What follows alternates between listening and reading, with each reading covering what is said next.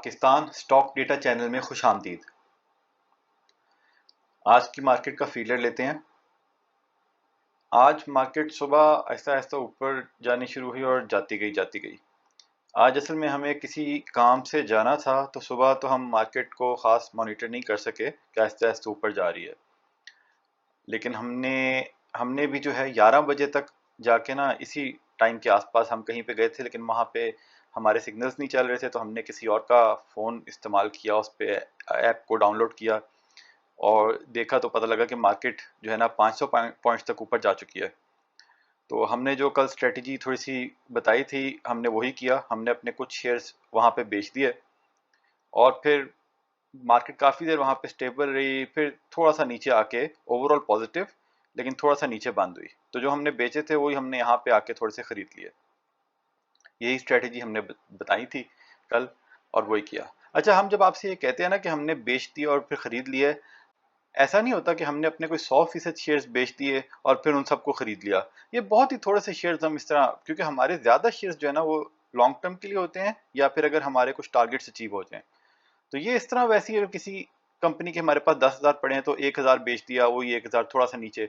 तो इस तरह कई दफ़ा दिन में ही आपके जो है ना 2-3 हज़ार रुपये बन जाते हैं, कोई खास मेहनत किए बगैर। हर रोज नहीं बनते, लेकिन कभी कभी ऐसा हो जाता है। क्योंकि कभी कभी तो ऐसा भी होता है ना कि यहाँ पे बेचने पता लगे मार्केट और ऊपर निकल गई है, या आप यहाँ पे खरीद लें पता लगे मार्केट 500 पॉइंट्स और नीचे आ गई है। तो जरूरी नहीं कि उससे हमेशा फायदा हो, लेकिन ऐसे ही थोड़ा बहुत उससे निकलता रहता है। लेकिन जब हमने तकरीबन 1 बजे के बाद से आज इसको ना, हमने थोड़ा सा बस मॉनिटर किया, जब हम घर पहुंचे तो कोई आज बहुत ज्यादा प्रेशर महसूस नहीं हो रहा था। वॉल्यूम भी आज कल से काफी बेहतर लगा है। तो एक अजीब ये बात है कि मतलब एक दिन में ऐसा क्या हो गया, पिछले 2 दिन में स्टॉक मार्केट जो है वो ऐसा लग रहा था कि वहां पे बायर कोई है ही नहीं और प्रेशर प्रेशर प्रेशर फील हो रहा था। लेकिन आज कुछ ऐसी फीलिंग नहीं आ रही थी कि कोई सेलर्स ज्यादा हैं। एकदम ही कोई ऐसी खबर नहीं आई, लेकिन सब कुछ एकदम बदल जाता है। तो ये बस ऐसे ही है स्टॉक मार्केट, कि लोगों को कई दफा वो बस डराया जाता है। अब हो सकता है कुछ लोगों ने आज जैसी मार्केट 100+ पॉइंट्स पे गई हो, वहीं पे अपना माल बेच दिया हो कि भाई 100 ऊपर गई है, अब नीचे ना आ जाए। करते करते वो 500 पे चली गई। तो बहरहाल ये इसी तरह चलता है, और इसको हमें इसी तरह लेके हमें आगे भी चलना है। लेकिन ओवरऑल ठीक रहा। अब देखें जी, कुछ शेयर्स का हम डेली बेसिस पे देख लेते होते हैं।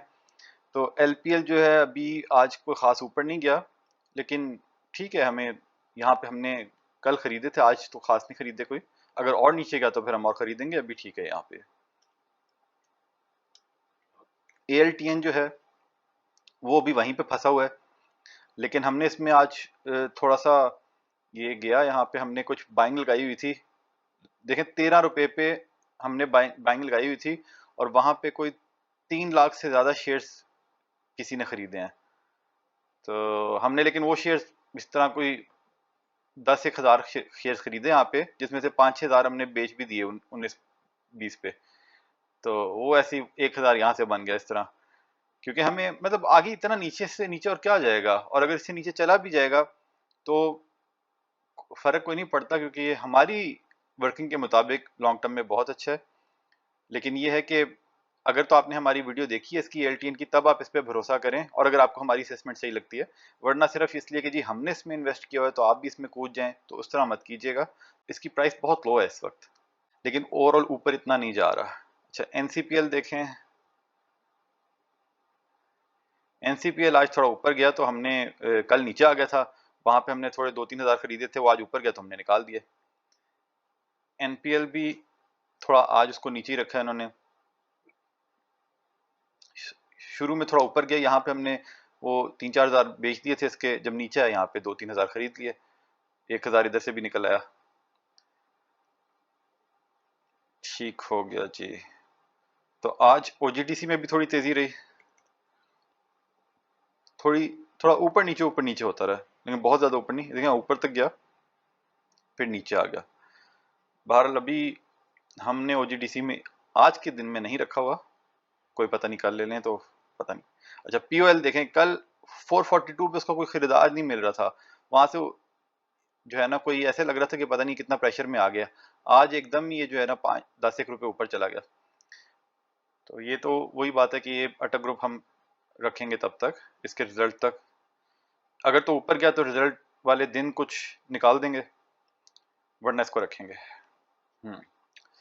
अच्छा जी, बोर्ड मीटिंग मेरिट पैकेजेस ने अनाउंस किया है, तो अगर आप उसको ध्यान रखते हैं तो आप उसको फॉलो कर लें। मटेरियल इंफॉर्मेशन कोई खास आज नहीं आई तो है, लेकिन मतलब हमें अगर उसमें से लगे कि ज़रूरी है तो फिर हम डिस्कस करते हैं। सारी मटेरियल इंफॉर्मेशन को हम नहीं देखते, आप देखना चाहें तो ज़रूर देखें। एक खबर आई है जो इम्पोर्टेंट है आपके घर के इकोनॉमिक्स के लिए भी और शेयर्स के लिए भी। India ban and smuggling, sugar में स्पाइक टू ₹200 पर KG ahead of crushing season. ये क्रशिंग सीजन इनका आता होता ही मेरा ख्याल है Q4 में आता है। तो ये इस आर्टिकल में कुछ खदशात का इजहार किया गया है कि जो है शुगर आजकल मेरा ख्याल है ₹150 पर केजी मिल रही है मार्केट में, तो ये 200 तक हो सकती है। तो एक तो थोड़ा बहुत अगर आपको लगता है हो सकती है, आप थोड़ा बहुत अपने घर के लिए 2-3 महीने का सामान खरीद के रख लें। और दूसरा ये है कि ये ऊपर हुई तो जाहिर बात है कि फिर शुगर सेक्टर के प्रॉफिट्स और मज़ीद बेहतर होंगे। इसमें कुछ इसकी रीज़न ये भी है कि यहाँ पे कुछ जो है शुगर केन की प्राइसेस जो होती हैं वो गवर्नमेंट मुकर्रर करती है ताकि जो काश्तकार है उनको मिल सके। वो भी कोई बढ़ाई है, आई थिंक सिंध में है या पता नहीं पूरे पाकिस्तान में हुई है, कि वो पहले 250 थी और अब 300 पर 40 केजी हो गई है। तो लेकिन अब ये देखें ना कि फिर सेल्स टैक्स भी 1% बढ़ा है और फिर कुछ इंटरेस्ट बढ़ा है, मतलब ये इसका रीजंस बता रहे हैं।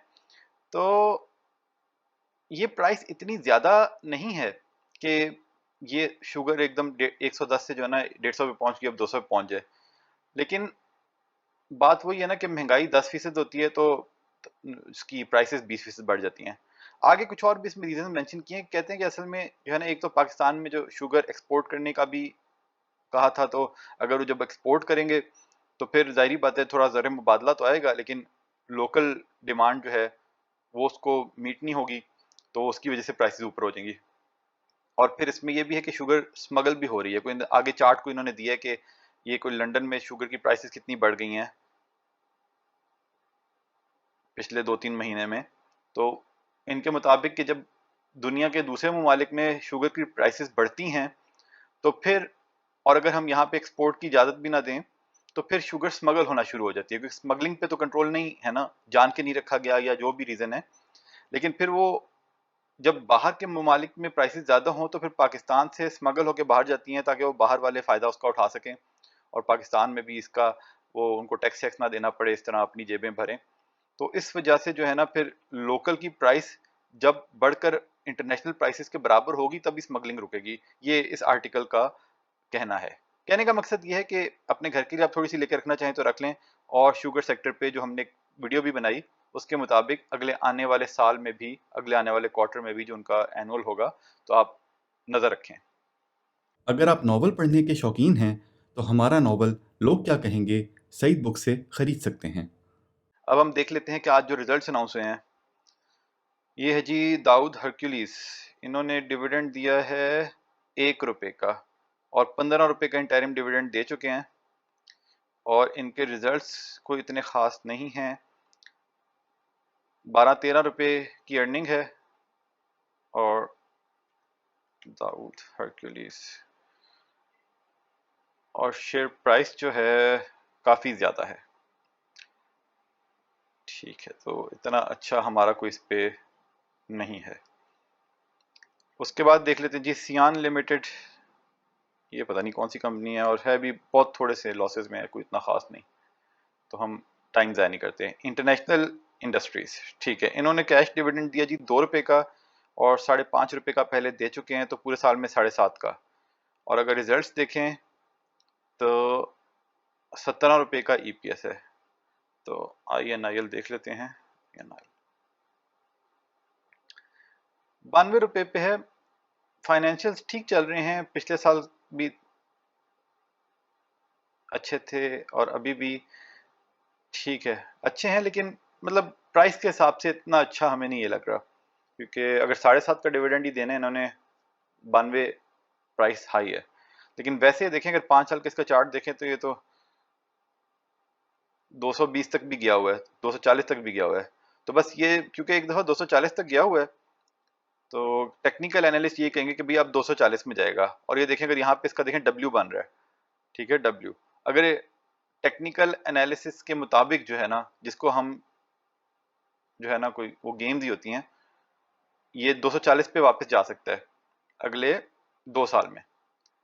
जाने को जा भी सकता है, वो तो आपको पता ही है, अब तक समझ आ गई होगी कि स्टॉक मार्केट में ऊपर नीचे होता रहता है। लेकिन बहरहाल हम तो ज्यादा डिविडेंड यील्ड के मुताबिक जब देखते हैं तो उस हिसाब से हमें ये कोई इतना अट्रैक्टिव नहीं लगता। लेकिन अगर आप टेक्निकल स्टडीज को फॉलो करते हैं तो आप इसको 2 साल के लिए लेके रख लें बेशक। अच्छा जी, कोहिनूर एनर्जी, इनका अभी ना ये जो कोही है, पास्ट में इन्होंने बहुत ज्यादा डिविडेंड दिए, क्योंकि जब हुकूमत से पैसे मिलने लगते हैं उन्होंने सारी दे दिए। तो अब इन्होंने जो है अभी फाइनेंशियल्स तो ईयर एंड की अभी उसकी बोर्ड मीटिंग अनाउंस नहीं की, लेकिन ये एक अनाउंस की है board meeting other than financials. लेकिन इसमें इन्होंने लिखा हुआ है to consider the financial budget of the company and declaration of any entitlement. तो इसका मतलब है, इस पे आप नजर रखें, कोई पता नहीं ये अपनी एनुअल फाइनेंशियल से पहले ही इस मीटिंग में डिविडेंड दे दें। वैसे तमाम कंपनीज जो है इस तरह नहीं करती, मतलब बहुत सारी ऐसी कंपनीज होती हैं जिन्होंने उसके जो बोर्ड मीटिंग का जो टेक्स्ट होता है उसमें लिखा होता है कि हम कंसिडर करेंगे फॉर डिक्लेरेशन ऑफ इंटाइटलमेंट, लेकिन उसके बाद कहते हैं कि कोई इंटाइटलमेंट नहीं है इस मीटिंग में। तो जरूरी नहीं है ये दें, लेकिन फिर भी इस पर नजर रखें और इसकी जो बोर्ड मीटिंग जिस दिन आएगी उस पर नजर रखें। लेकिन इससे हम बहरहाल उस उतना ज्यादा डिविडेंड की उम्मीद नहीं रखते जितना एलपीएल ने दिया, क्योंकि ये एक दफा बहुत ज्यादा, एक दो दफा बहुत ज्यादा दे चुका है। उसके बाद है ऑट्सुका, इन्होंने ₹1.5 का डिविडेंड दिया और इनका ईपीएस लॉस में है, छोड़ दें। उसके बाद जनरल टायर, ये भी लॉस में है, छोड़ दें। उसके बाद है जी केएसबी पंप्स, ये भी बहुत ही कम है ईपीएस, छोड़ दें। मतलब हर कंपनी का आपको जरूरी नहीं कि आप उसका एनालिसिस करने बैठ जाएं कि उसके कितना जो है, साफ सामने पता लग जाता है कौन सा अच्छा है कौन सा बुरा है, और जो अच्छा नहीं है उसको छोड़ दें। अच्छा जी, अच्छा आज हम आपको ना एक छोटी सी बात बताते हैं कि फ्यूचर्स का डेटा आपने कैसे देखना है। यहां से आप जो है रिपोर्ट में जाएं, रिपोर्ट से डाउनलोड्स, ठीक है,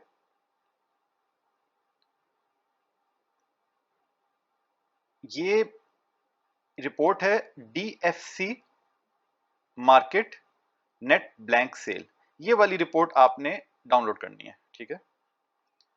ये हर रोज सुबह जो है ना पिछले दिन की रिपोर्ट अपडेट होती है। आज की रिपोर्ट आज नहीं आएगी, कल सुबह आएगी। इस रिपोर्ट से पता क्या चलता है हमें, ये आपको मैं रिपोर्ट खोल के दिखा देता हूं। अच्छा, बेसिकली जो पहला कॉलम है ब्लैंक सेल वॉल्यूम, ये है आपका शॉर्ट सेल, ठीक है। हम इसमें जो है ना अभी ऐसा करते हैं कि ना एक सिर्फ कंपनी सामने रखते हैं ताकि कंसंट्रेशन लोगों की खराब ना हो, तो से वो देख सकें कि हम बताना क्या चाह रहे हैं, ठीक है। ये एटीआरएल कंपनी है, उसका अगस्त का डेटा है, ये जो रोल ओवर वीक चल रहा है।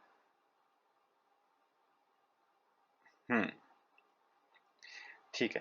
ब्लैंक सेल वॉल्यूम जो है इनका, वो है तकरीबन 1 मिलियन शेयर्स, और उसकी वैल्यू क्या बनती है, मार्केट प्राइस, वो बनती है तकरीबन 204 मिलियन, ठीक है। और ये है जी ओपन इंटरेस्ट वॉल्यूम, ये है फ्यूचर्स का डेटा के फ्यूचर्स में जो एटीआरएल अगस्त के जो फ्यूचर्स हैं वो कितना उस पे जो है ना बाइंग हुई है, वो 2.6 मिलियन है, 2.7 मिलियन, और उसकी वैल्यू क्या है 654 मिलियन। तो अब ये जो, अब हम वैल्यू को सिर्फ देखते हैं, ठीक है। हाँ, हम अब इन दो को देखेंगे, यानी कि एटीआरएल के जो अगस्त फ्यूचर्स हैं वो 654 मिलियन के अभी लोगों ने बाय किए हुए हैं। वो फ्यूचर्स का पहले बाय कर लेते हैं और फिर वो फ्यूचर तक, यानी कि जो इस रोल ओवर वीक का जो लास्ट डे होता है तब तक उसको सेटल करना होता है, या आई थिंक उसके एक दिन बाद भी कर सकते हैं, लेकिन बस उसके आसपास सेटल करना होता है। या तो दो तरीके होते हैं, या तो फ्यूचर्स को मार्केट में बेच दें जो उन्होंने खरीदे हुए हैं, और अगर फ्यूचर्स में आप सेल भी कर सकते हैं, फ्यूचर में सेल किए तो फ्यूचर्स को बाय कर लें, या आप उसको जो है या बेच दें या उसके अगेंस्ट पैसे जमा करा दें, तो वो आपके हो जाएंगे। अब जो टोटल फ्यूचर्स में जो ट्रांजैक्शंस हुई हैं वो हैं 654 मिलियन की, और ब्लैंक सेल का क्या मतलब है, 654 में से 204 जो है वो लोगों ने शॉर्ट सेल किया हुआ है, ठीक है, यानी कि बेचा हुआ है। अब लोग जो हैं, ये अब जो रोल ओवर वीक चल रहा है इसके आखिरी दिन तक, अब उन्होंने या तो ये पैसे खरीद, ये माल खरीदना है वापस, ठीक है, बल्कि खरीदना ही है, इसका तो और कोई ऑप्शन नहीं है ना, उन्होंने बेचा हुआ है, उनके पास था नहीं, तो ये उन्होंने खरीदना है। उसकी वजह से क्या होता है कि अगर ये ज्यादा हो, और ये आज की तारीख में ये वाली जो है ना, blank sales as percentage of open interest, यानी कि टोटल का जो परसेंटेज है 204 654 का 31% बनता है। ये फ्री फ्लोट, ये रेलेवेंट नहीं है, इसको छोड़ दें। ब्लैंक सेल्स परसेंट ये भी इतना ज्यादा रेलेवेंट नहीं है, हमें इसी पे तवज्जो रखनी है, ठीक है। अब ये कल के दिन था, ये तकरीबन 50% था ATRL का, आज मतलब परसों 50% था, कल 31% हो गया। अब होता क्या है कि जरूरी नहीं ऐसा हो, लेकिन अगर तो आखिरी 5-7 दिन में आप कुछ कंपनियां आइडेंटिफाई करें कि उनकी जो है, एक तो शॉर्ट सेल का वॉल्यूम अगर ज्यादा लगा हुआ है, ठीक है, और वो परसेंटेज भी ज्यादा है टोटल फ्यूचर इंटरेस्ट का, यानी कि ये 30% है, अगर ये 40% हो, 50% हो, 60-70% हो, तो चांसेस ये हैं कि आखिरी 3-4 दिनों में ना उस शेयर की वैल्यू थोड़ी सी ऊपर जाएगी, 1 रुपया ऊपर भी हो सकती है, 5 रुपये ऊपर भी हो सकती है, 10 रुपये ऊपर भी हो सकती है, क्योंकि जिन लोगों ने शॉर्ट सेल किया हुआ है, ठीक है, वो अपना माल वापस खरीदना चाहेंगे, और जब वो अपना माल वापस खरीदेंगे तो इसका मतलब ये है कि मार्केट में बायर ज्यादा होंगे, जब मार्केट में बायर ज्यादा होंगे तो शेयर की वैल्यू थोड़ी सी ऊपर जाती है। तो ये गारंटी नहीं है कि इसकी वजह से शेयर की वैल्यू ऊपर जाए, क्योंकि इस पे हम अभी थोड़ा खुद भी रिसर्च कर रहे हैं, हम ये पहले मंथ में हम थोड़ा सा इसका एनालिसिस करके देख रहे हैं, और आगे 3-4 महीनों तक हम इसको एनालिसिस अपना कोशिश करेंगे, और उसकी बेसिस पे ये एक, मतलब ये कोई फंडामेंटल नहीं है, ये कोई टेक्निकल टेक्निकल शायद आप इसको कह सकते हैं, लेकिन ये एक, आप समझें कि एक अपॉर्चुनिटी इस तरह आइडेंटिफाई हो सकती है, ये हमें जो है ना देखने की जरूरत है। लेकिन इसमें लाजमी नहीं ऐसा हो, उसकी वजह यह है कि ऐसा ये भी हो सकता है कि जिन लोगों ने ये जो ATRL जो के अगस्त फ्यूचर्स के जो इसमें शॉर्ट सेलिंग की हुई है, ये यहाँ पे इसको खरीदें और फिर इस सारे के सारे को सितंबर जो ATRL का है उसमें फिर शॉर्ट सेल कर दें, यानी कि उन्होंने अपनी पोजीशन को रोल ओवर कर दिया, और ऐसी सूरत में शायद 2-3 रुपए ऊपर जाए शेयर की वैल्यू शॉर्ट टर्म के लिए, लेकिन फिर वो नीचे आ जाए। तो जरूरी नहीं है कि ये चीज आइडेंटिफाई करने से लाजमी इसमें आपको प्रॉफिट होगा, लेकिन एक ये एक नई लर्निंग है कि नई टेक्निक है जिसके बारे में असेस किया जा सकता है, और इससे 2-3 रुपए शेयर्स की वैल्यू ऊपर नीचे होने के काफी चांसेस होते हैं। लेकिन अगेन वही, जिनकी जो है ना सेल वैल्यू ज्यादा है, जिनकी शॉर्ट सेल की वैल्यू ज्यादा है, और जिनका short cell percentage of futures ज्यादा है, तो ये अगर आप लोग खुद चाहें तो आप लोग भी इसको मॉनिटर कर सकते हैं। जो बहुत ही नए हैं स्टॉक मार्केट में या बिल्कुल उसकी समझ नहीं रखते, उनको इस तरफ आने की कोई जरूरत नहीं है, ये सिर्फ उनके लिए है जो स्टॉक मार्केट की नॉलेज काफी हद तक रखते हैं, लेकिन इस चीज के बारे में उन्होंने आज तक नहीं सोचा, तो इस चीज को डेली बेसिस पे मॉनिटर करना चाहें कर सकते हैं। क्योंकि आपको पता है ATRL इस साल जो है, इस साल कह रहा हूँ सॉरी, इस महीने वो 274 पर जाके एकदम वहां से जो है ना वो 254 पे आ गया था। आपको अगर याद हो, एक दिन कोई था, अब मुझे याद नहीं, हमें याद नहीं कौन सा दिन था, 3 या 4 अगस्त थी शायद। तो लॉजिक यही कहती है कि वहां पे किसी ने जाके बहुत हैवी क्वांटिटी में शॉर्ट सेलिंग की है। तो अब ये है कि वो बंदा तो आज भी प्रॉफिट में होगा, या वो बंदे आज भी प्रॉफिट में होंगे अगर उन्होंने 270 पे शॉर्ट सेलिंग की और 250 पे भी, 245 पे भी बाय कर लें, तो उनको फायदा होगा।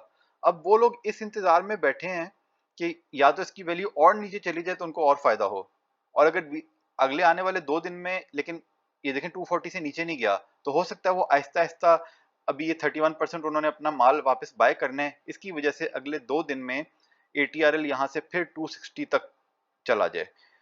बहरहाल अगर ये नहीं भी होता, ATRL का वैसे भी रिजल्ट आने वाला है, तो उस हिसाब से भी इसमें थोड़ी सी तेजी हो सकती है। लेकिन कहने का मकसद ये है, ये एक ऐसी नई जो है टेक्निक समझ लें, कोई स्टडी समझ लें, जिसको आप चाहें तो मॉनिटर कर सकते हैं कि फ्यूचर्स के डेटा को और शॉर्ट सेलिंग के डेटा को हमने कैसे एनालाइज करना है। ठीक हो गया जी। कुछ लोग हैं वो जो है इस तरह डेली मार्केट की वीडियो इतनी देखना पसंद नहीं करते, वो सिर्फ शेयर्स की स्पेसिफिक वीडियोस तलाश कर रहे होते हैं कि वो उनको मिल जाए और वो लोग वो देखें। आपको पता है हम अपनी वीडियोस में कोई ना कोई शेयर के बारे में किसी का रिजल्ट एनालाइज कर लेते हैं या किसी का वैसे स्टेटस देख लेते हैं। तो हमने ये सोचा है कि हम उसमें से ना अपनी जो डेली अपडेट वाली वीडियो है उसमें से स्पेसिफिक शेयर्स से रिलेटेड जो कोई इन्फॉर्मेशन है उसको अलग से शॉर्ट वीडियो करके भी डालें हम, यानी कि इस वीडियो का वो पार्ट होगी लेकिन उसको अलग से भी डालेंगे। तो आप लोगों को, जो लोग हमारी वीडियो पूरी देखते हैं डेली बेसिस पे, उन लोगों को बताने का मकसद ये है कि फिर ऐसी वीडियोस को आप जो है बेशक ना देखें, वो आपके लिए रिपीट होगा। मतलब ऐसा ना ना, वरना आप ये सोचें कि भाई वो वीडियो हमने डाल दी है, आप देखें तो कहीं यार ये तो पहले भी बात बता चुका है, बार बार क्यों बता रहा है, या इस तरह मतलब डबल डबल क्यों डाल रहे हैं। तो हम रीज़न बता दिए कि हम वो उस तरह शायद इस तरह आगे डालें। जैसे हमने कल PSO पे बात की, 2-3 दिन पहले TPLP पे बात की, तो उसकी अलग उनके नाम से वीडियो डाल लेंगे। तो जो लोग हमारी वीडियोस पूरी देखते हैं वो ऐसी वीडियोस को बेशक इग्नोर कर दें। ठीक है जी, थैंक यू। तो जनाब, कोई बाय सेल कॉल नहीं है, खरीदने बेचने का फैसला आपने खुद करना है। तमाम डेटा को आपने वैलिडेट खुद करना है, क्योंकि हमसे डेटा लिखने में गलती हो सकती है, हम तो PSX से लेते हैं। और जो है अपना फैसला आपने खुद करना है, क्योंकि मुनाफे में मौज अपनी अपनी और नुकसान में दौड़ अपनी अपनी। और लाइक शेयर सब्सक्राइब सब कुछ अगर आपको अच्छा लगे तो कर दें। खुश रहें, अल्लाह के हवाले।